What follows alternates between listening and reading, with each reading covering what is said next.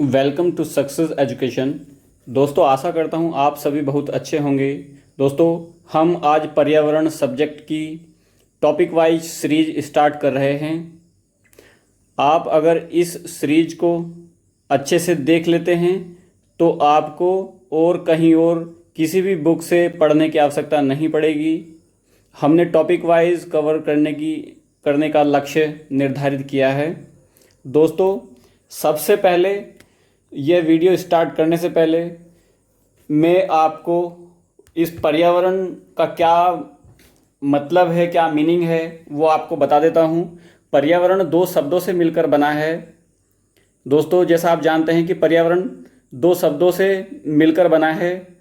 Number 1 परि और plus number 2 आवरण, जिसमें परि का मतलब हमारे आसपास अर्थात जो हमारे चारों ओर है, और आवरण जो हमारे चारों ओर से या हमें जो चारों ओर से घेरे हुए है। पर्यावरण उन सभी भौतिक राशियों एवं रासायनिक जैविक कारकों की कुल इकाई है जो किसी जीवधारी अथवा परितंत्रीय आबादी को प्रभावित करते हैं तथा उनके रूप, जीवन और जीविता को तय करते हैं। दोस्तों, 5 जून सन 1973 को पहला विश्व पर्यावरण दिवस मनाया गया। दोस्तों, इस सब्जेक्ट्स की केवल मैंने आपको एक छोटी सी जानकारी दी है कि पर्यावरण क्या चीज़ है। अब दोस्तों, इस वीडियो को हम स्टार्ट करते हैं और इसका पहला क्वेश्चन हम देखते हैं। इसका जो पहला क्वेश्चन है, जैव विविधता का अर्थ क्या है। दोस्तों, इसका ए ऑप्शन है विभिन्न प्रकार के पादप एवं वनस्पति, बी ऑप्शन है विभिन्न प्रकार के जंतु, सी ऑप्शन है एक निर्धारित क्षेत्र में विभिन्न पादप एवं जंतु, और डी ऑप्शन है विदेशगत पादप एवं जंतु। दोस्तों, जो इसका सही आंसर है ऑप्शन सी, एक निर्धारित क्षेत्र में विभिन्न पादप एवं जंतु। नेक्स्ट क्वेश्चन देख लेते हैं। जैव विविधता कम होने का प्रमुख कारण है। ऑप्शन ए आवासीय प्रदूषण, ऑप्शन बी विदेशी प्रजाति का प्रवेश, ऑप्शन सी अत्यधिक दोहन, और ऑप्शन डी है आवासीय विनाश। दोस्तों, जो इसका राइट आंसर है वह आवासीय विनाश है। नेक्स्ट क्वेश्चन देखते हैं। जैव विविधता शब्द का सर्वप्रथम प्रयोग किसने किया था। Option A Ernst Haeckel, option B AG Tansley, option C Rosen, और ऑप्शन डी विल्सन। दोस्तों, जिसका सही आंसर है रोजेन। प्रतिगमन क्या होता है। माफी चाहूंगा दोस्तों, ऑप्शन ए जो है अर्नस्ट हैकल, इन्होंने जो है परिस्थितिकी की परिभाषा इसमें दी थी। इन्होंने सबसे पहले जो प्रयोग किया था परिस्थिति का किया था। ऑप्शन बी जो एजी टाउंसले हैं, उन्होंने परिस्थितिकी तंत्र का प्रयोग किया और शब्द का प्रयोग किया सर्वप्रथम। और रोजेन जो हैं, इन्होंने जैव विविधता शब्द का प्रयोग किया, और जो विल्सन हैं, इन्होंने जैव विविधता की संकल्पना का प्रयोग किया। दोस्तों, इसका जो सही आंसर हमने बताया है ऑप्शन सी रोजेन। नेक्स्ट क्वेश्चन देख लेते हैं। विश्व में सर्वाधिक जैव विविधता क्षेत्र है। ऑप्शन ए कर्क रेखा पर, और ऑप्शन बी है मकर रेखा पर, ऑप्शन सी है भूमध्य रेखा पर, और ऑप्शन डी है इनमें से कोई नहीं। दोस्तों, जो इसका सही आंसर है ऑप्शन सी भूमध्य रेखा पर। दोस्तों, भूमध्य रेखा के आसपास का जो क्षेत्र है वह काफ़ी उष्ण कटिबंधीय जो वन वहाँ पे पाए जाते हैं, और भूमध्य रेखा के आसपास के क्षेत्र में वर्षा काफ़ी अधिक मात्रा में पाई जाती है। जैसे आप देख सकते हैं कि मान लीजिए यह पृथ्वी है, इसके जो बीच से ये रेखा गई है, इसको भूमध्य रेखा भी कहते हैं और इसको विषुवत रेखा भी कहते हैं। दोस्तों, जैसे जैसे हम ऊपर से पोल से इस रेखा की ओर आते हैं, भूमध्य रेखा की ओर आते हैं, तो हमारी जैव विविधता बढ़ती जाती है। और इसी क्रम में यदि हम देखें भूमध्य रेखा से अगर हम ध्रुवों की ओर जाते हैं तो हमारी जैव विविधता कम होती जाती है। तो दोस्तों जो इसका सही आंसर है भूमध्य रेखा, क्योंकि भूमध्य रेखा के आसपास का जो क्षेत्र है उसमें जैव विविधता अधिक पाई जाती है। जैसे जैसे हम भूमध्य रेखा से पोल की ओर जाते हैं वर्षा कम होती जाती है, तापमान कम होता जाता है। कई सारे कारण दोस्तों इसमें ऐसा आ जाते हैं जिसके कारण जैव विविधता कम देखने को मिलती है। इसीलिए भूमध्य रेखा के आसपास का क्षेत्र प्रमुख जैव विविधता क्षेत्र कहलाता है। नेक्स्ट क्वेश्चन देख लेते हैं। क्वेश्चन नंबर 5, भारत में सर्वाधिक जैव विविधता क्षेत्र है। ऑप्शन ए है पूर्वी घाट, ऑप्शन बी है पश्चिमी घाट, ऑप्शन सी है ए बी दोनों, और ऑप्शन डी है इनमें से कोई नहीं। दोस्तों जिसका सही आंसर है ऑप्शन बी पश्चिमी घाट। दोस्तों पश्चिमी घाट को भारत में जैव विविधता क्षेत्र किस लिए कहा गया है इसके बारे में थोड़ा जान लेते हैं। दोस्तों जैसे ये भारत का नक्शा है, इसमें यहाँ पर केरल पड़ता है और इसके पश्चिमी घाट से यहाँ से लगाकर और यहाँ तक, इसमें आपने देखा होगा जो अरब सागर से उठने वाली ठंडी हवाएं हैं उनसे सर्वाधिक जो वर्षा होती है वह केरल से स्टार्ट होती है।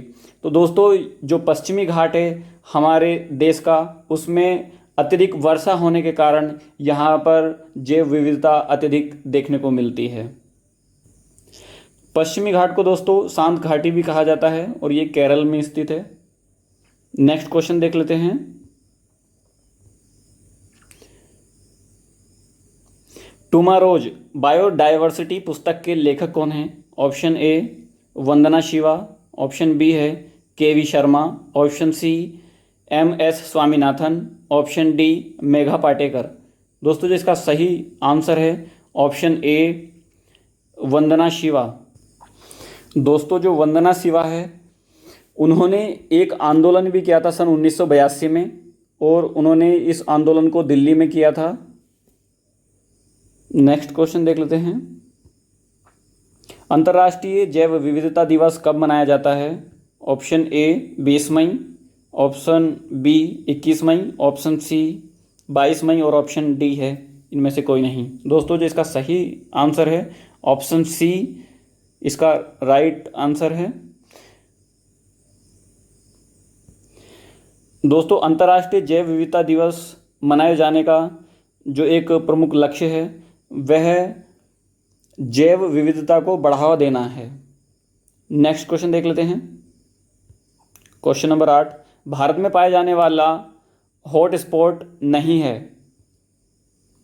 पूर्वी घाट, पश्चिमी घाट, पूर्वी हिमालय और इंडो बर्मा।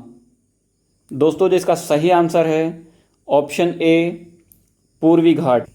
दोस्तों जो भारत में हॉट स्पॉट की जो संख्या है वह 4 है, और पूरे देश में अगर देखी जाए तो पूरे विश्व में, माफ़ी चाहूँगा, हमारे पूरे देश में केवल 4 हैं और पूरे विश्व में 36 हॉट स्पॉट की संख्या देखने को मिलती है। दोस्तों नेक्स्ट क्वेश्चन देख लेते हैं।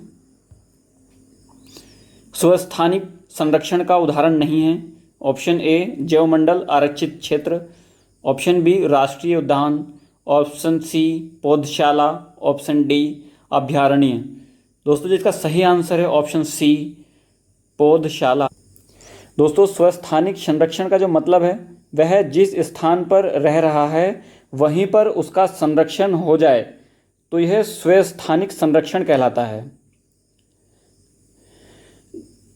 जैसे राष्ट्रीय उद्यान में संरक्षण स्वस्थानिक होता है, वन्यजीव अभयारण्य स्वस्थानिक होता है, जैवमंडल आधारित आरक्षित क्षेत्र स्वस्थानिक होता है, आर्द्र भूमि संरक्षण क्षेत्र वह भी स्वस्थानिक होता है। कृत्रिम स्थान पर किया गया संरक्षण बाह्य संरक्षण कहलाता है। दोस्तों जैसे मैंने उदाहरण दिया था, जो जिस परिस्थिति में रह रहा है वहीं पर अगर उसका संरक्षण हो जाए तो उसको स्वस्थानिक संरक्षण कहते हैं। अगर जो जहाँ पे नहीं रह रहा है और कृत्रिम घर बनाकर यदि उसका ट्रीटमेंट कराया जाए, संरक्षण कराया जाए तो वह कृत्रिम संरक्षण कहलाता है, बाह्य संरक्षण कहलाता है। नेक्स्ट क्वेश्चन देख लेते हैं। ऑप्शन क्वेश्चन नंबर 10, जैव विविधता में परिवर्तन होता है। ऑप्शन ए, भूमध्य रेखा की ओर बढ़ती है। ऑप्शन बी, भूमध्य रेखा की ओर घटती है। ऑप्शन सी, पृथ्वी पर एक समान रहती है। और ऑप्शन डी, ध्रुवों की तरफ बढ़ती है। दोस्तों जो इसका राइट आंसर है ऑप्शन ए, भूमध्य रेखा की ओर बढ़ती है। दोस्तों जैसा मैंने पिछले क्वेश्चन में अभी आपसे बताया था, जो हमारी पृथ्वी है, पृथ्वी के ओर ये बीच में भूमध्य रेखा है जिसको हम विषुवत रेखा भी बोलते हैं। अगर हम ध्रुवों से, मान लीजिए यह ध्रुव है, अगर हम ध्रुवों से भूमध्य रेखा की ओर जब बढ़ते हैं तो इसकी ओर बढ़ने पर जो जैव विविधता है वह बढ़ती जाती है। और यदि भूमध्य रेखा से हम ध्रुवों की ओर चलते हैं तो जैव विविधता हमें कम होती नज़र दिखाई देती है। दोस्तों नेक्स्ट क्वेश्चन देख लेते हैं। क्वेश्चन नंबर 11, संयुक्त राष्ट्र संघ ने निम्न में से किस वर्ष को संयुक्त राष्ट्र द्वारा जैव विविधता दशक घोषित किया गया है? दोस्तों इसका ए ऑप्शन है 2001 से 2010, ऑप्शन बी 2011 से 2020, ऑप्शन सी 2021 से 2030 और इनमें से कोई नहीं। दोस्तों जिसका राइट आंसर है ऑप्शन बी 2011 से 2020। दोस्तों ये पुराना जो इन्होंने संयुक्त राष्ट्र द्वारा जो जैव विविधता दशक घोषित किया था वे 2011 से 20 तक को किया था।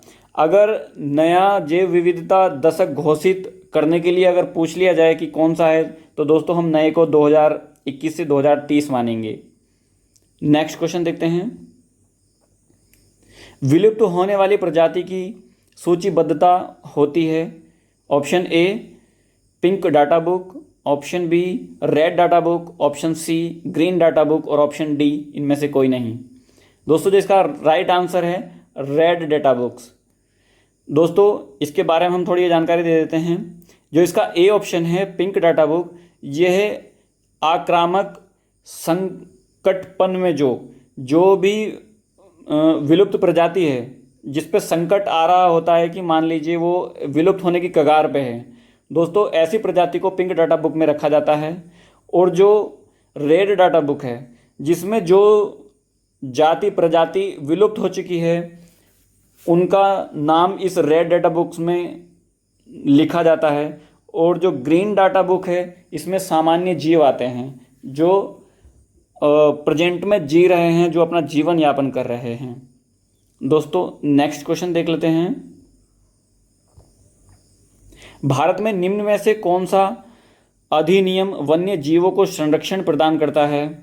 दोस्तों जो इसका ए ऑप्शन है वन्य जीव संरक्षण अधिनियम सन 1972, ऑप्शन बी वन संरक्षण अधिनियम 1982, ऑप्शन सी पर्यावरण संरक्षण अधिनियम 1986, ऑप्शन डी, इनमें से कोई नहीं। इसका राइट आंसर है ऑप्शन ए वन्य जीव संरक्षण अधिनियम 1972। वन्य जीव का शिकार अवैध है यह इसमें कहा गया है। और जो ऑप्शन सी है भारत में संपूर्ण पर्यावरण संरक्षण अधिनियम सन 1986, यह नियम आने का कारण जो है वह भोपाल गैस त्रासदी है।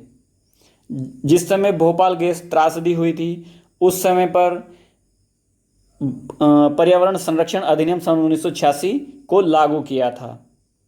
नेक्स्ट क्वेश्चन देख लेते हैं। शारीरिक बनावट या संरक्षण के आधार पर जैव विविधता का मापन किसके द्वारा किया जाता है? ऑप्शन ए अल्फा मापन, ऑप्शन बी बीटा मापन और ऑप्शन सी है गामा मापन और ऑप्शन डी, इनमें से कोई नहीं। दोस्तों जिसका राइट आंसर है बीटा मापन। बीटा मापन में आप देखेंगे बीटा मापन में संख्या कितनी है, इसमें ये आकलन किया जाता है कि इसमें संख्या कितनी है। जैव विविधता में जो जितने भी पशु पक्षी या जितने भी विविधताएं हैं उसमें संख्या कितनी है ये इसमें शो ऑफ किया जाता है। और जो बीटा जो इसमें अल्फ़ा है माफ़ी चाहूँगा दोस्तों, मैंने कुछ गलत बोल दिया है। जो बीटा मापन है वह शारीरिक एवं मानसिक विशेषताओं को मापने के लिए इसका बीटा मापन में उसका जो है जैव विविधता का मापन किया जाता है। और जो अल्फ़ा मापन है, अल्फ़ा मापन में संख्या कितनी है यह देखा जाता है। मैंने गलत बोल दिया था। और ऑप्शन जो सी है गामा मापन, गामा मापन में संपूर्ण मापन को लिया जाता है, इसको संपूर्ण मापन भी बोलते हैं। नेक्स्ट क्वेश्चन देख लेते हैं। क्वेश्चन नंबर 15, जैव विविधता हॉट स्पॉट शब्द का सर्वप्रथम प्रयोग किया गया था। ऑप्शन ए है रोजेन द्वारा, ऑप्शन बी है विल्सन द्वारा, और ऑप्शन सी है नॉर्मन मायर द्वारा, और ऑप्शन डी है इनमें से कोई नहीं। दोस्तों जो इसका राइट आंसर है रोजेन द्वारा। और जो ऑप्शन सी है नॉर्मन मायर ने सन 1988 ईस्वी में प्रयोग किया था। ब्रिटेन के ये निवासी थे।